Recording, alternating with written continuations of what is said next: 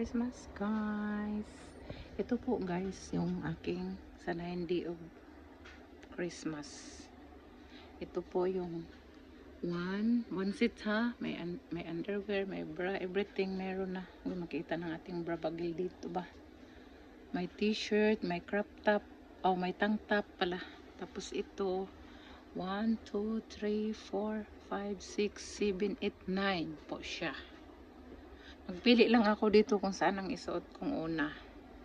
Ano ba? Layo nga natin. Napakadikit ko pala. Ayan po. Guys, one set po siya, ha. May mga bra na lahat nilagay ko na. Bra, underwear, tank top, underwear, bra, tank top, and t-shirt, and this. Lahat sila meron. Nakabitay na. Ayan. Kita nyo ba? Yan, sinit-sit ko na yan kasi gusto ko this year ma-perfect ko ang akin simbang gabi, guys. Kasi dati hindi ko na perfect kasi 22 pumunta ako sa aunt ko. So, ibig sabihin 7 days lang yung nasimba ko.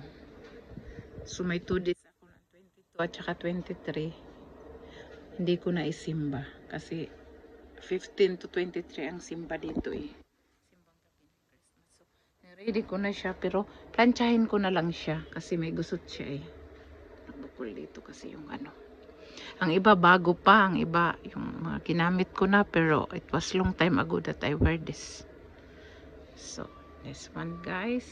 Ito po ang 9th day of Christmas Eve. Pero ang jacket wala dito kasi ang jacket extra na lang yun eh. Paglabas ko, kukuha na lang ako doon. May lagayan ako doon sa kusina na drawer. Always jacket. Hindi ko muna nilagay ang jacket kasi ang jacket sa loob, maano man eh. Hindi man kailangan ang jacket. Pero pag maglakad ako, kasi hindi man ako sasakay, ito lang ang suot ko. Tapos jacket. So, thank you po. Merry Christmas, everyone. Everyone and every night and every two. Merry Christmas.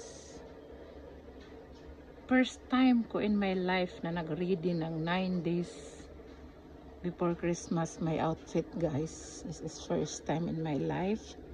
Because before, everyday ko piniprepare. Halimbawa umaga, pagtanghali, piniprepare ko na. Tapos simba na ako sa gabi. Ngayon, piniprepare ko na talaga. Bukas ang start ng simba namin eh. 15.